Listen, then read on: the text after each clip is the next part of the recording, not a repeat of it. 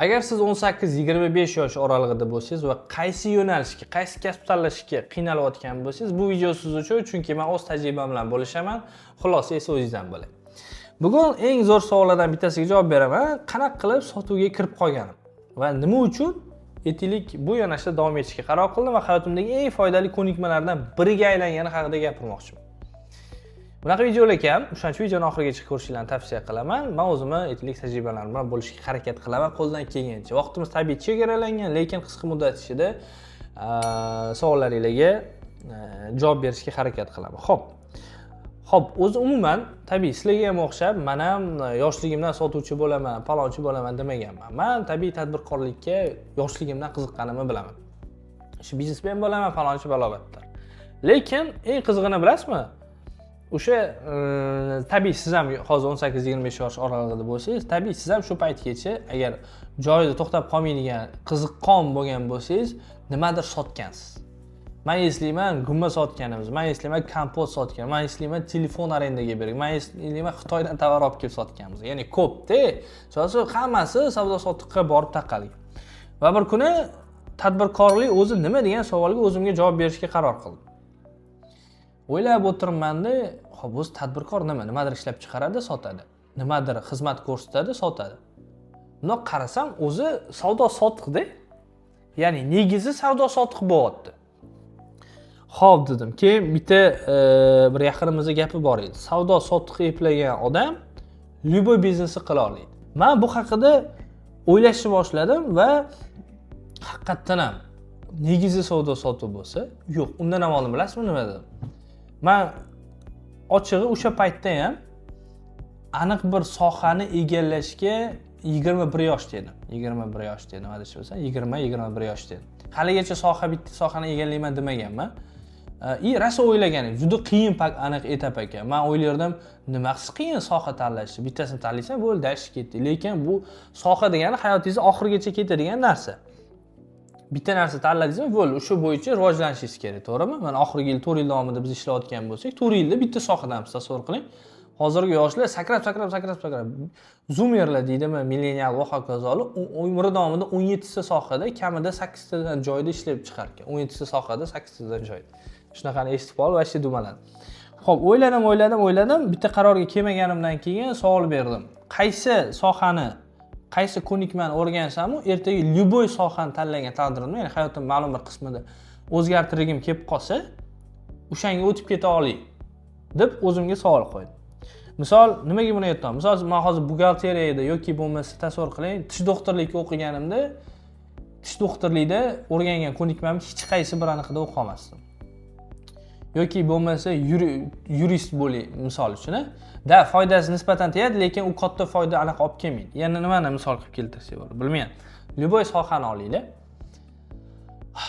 Keyin alal oqibat aylanib o'lgurib, mana shu sohada davay o'zim proba qilib ko'raman dedim, chunki bu negiz deb ko'rdim. Ya'ni biznesda любой temani negizi bu sotuv. Sota oldingmi, bo'ldi, sen hamma joyda keraksan.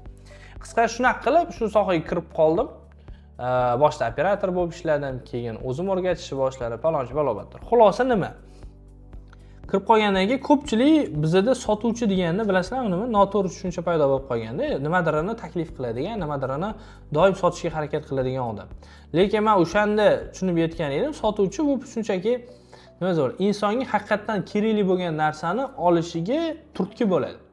Ya'ni hech kim sizni majburlamaydi mana bu narsani ol. Bu sizga haqiqatan kerakmi, yo'qmi? Buni men sizga tushunishingizga yordam beraman. Agar kerak bo'ladigan bo'lsa, haqiqatan buni men sizga olishingizga yordam beraman. Tushunasiz?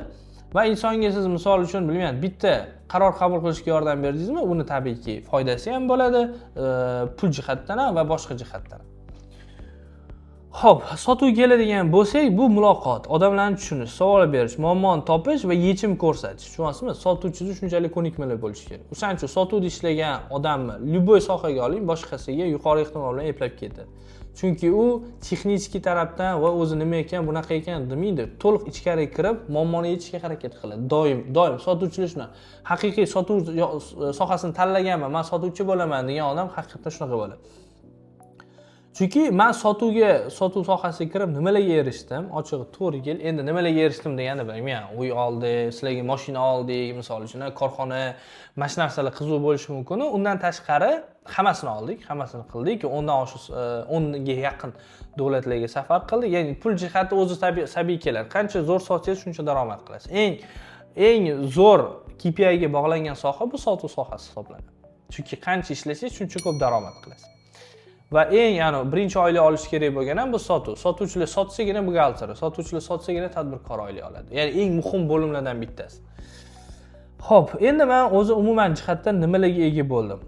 Tanish bilish, muzokara qilish, fikrni yetkazish, o'zimni sotish, xizmatlarni sotish imkoniyati, tushunasizlar? Insonlar bilan til topish imkoniyati, hayotda eng kerakli bo'lgan muomala san'at. Mana eng kerakli bo'lgan menga sotuv ko'nikmasi bergan, sotuv sohasi bergan qulayliklardan bittasi. Bilmadim, men balki 5 yildan keyin boshqa sohada bo'larman, lekin aynan hozir men olayotgan tajribalarim любой sohada hayotim davomida menga juda katta foyda olib keladi. Chunki muomala hamma joyda kerak, tanish bilish hamma joyda kerak, o'zini fikrini yetkazib berish hamma joyda kerak. Xo'p, 18-25 oralig'ida bo'lsangiz va qaysi yo'nalishga kirishni bilmayotgan bo'lsangiz, sotuvni sinab ko'ring. Bu sinab ko'rish tekin. Har doim aytaman, qaysidir yo'nalish tanlay olmayapsizmi, qaysi biznes ochishni bilmayapsizmi, prosta ochib ko'ring, prosta qilib ko'ring. Qanchadir muddat o'zingizga challenge qo'ying. 3 oy ishlang, 6 oy kamida 1 yil, keyin bilib olasiz. Zato bo'ldi, bu menga to'g'ri kelmas ekan deysiz. Yoki to'g'ri kelsa, "Всё, давайте, men bu orqali bosaman" deysiz, dalish ketasiz. Hech bir sohaga to'laqonli umringizni bag'ishlaydi demayman, chunki test qilib ko'ring. Yoqyaptimi? Yana bitta narsani aytaylik, har bitta sohada qiyinchilik bo'ladi. Sotuvda ham o'ziga yarasha qiyin, depressiya, stress hammasi bor. Lekin shundan maza qiladigan, shundan kayf qiladigan odam bo'lsangiz, vahshay dalish ketdingiz. Sizni kelajagingiz porloq deydi-ku. O'yingizga to'g'ri bo'lasiz, omonatga xiyonat qilmaysiz, va'da berib bajarasiz. Xo'p, mana shu narsalarni amalga oshirib haqiqiy sotuvchi bo'ladigan bo'lsangiz, tabiiyki eng yuqori daromad qiladigan sotuvchilardan biri bo'lasiz. Xulosa qiladigan bo'lsak, bugun orqaga qarab qarasam, sotuvga kirib kelganim tasodif bo'lgan, lekin sotuvda qolganim bu qaror. Ya'ni tasodif orqali kirib kelganman, sotuvda qarorim esa ongli qaror bo'lgan. Va shu qaror hayotdagi eng foydali qarorlardan bittasi bo'lgan. Men Bekzodxonim 4 yildan beri sotuv avtomatizatsiya sohasida faoliyat olib kelyapman. Menda korxona Bit24 sotuv bo'limini avtomatlashtirish bo'yicha va tabiiyki haqiqiy o'zimni sotuvchi konsultant deb ayta olaman, avtomatizatsiya bo'yicha mutaxassis deb ayta olaman va yana bir nechta. Shunaqa gaplar. Biz quyidagi tizimlarni o'rnatamiz, o'rgatamiz, podдержка qilamiz. Bu haqida sizlarda ma'lumot bor va bu kanalga obuna bo'lishingizni tavsiya qilaman. Sotuv avtomatizatsiya, biznes shaxsiy rivojlanish bo'yicha videolarni o'zbek tilida mana shunaqa tiniq yetkazib berishga harakat qilamiz. Yana bitta qo'shimcha, sotuv bergan eng asosiy narsa tilga qaranglar, qanaqa birroq ma'lumotlarni to'liq yetkazib berishga harakat qilyapti. Aynan sotuv orqali. O'zinglarni rivojlantirasizlar, aloqada bo'lamiz. Savollar bo'lsa kommentariyada yozib qolinglar.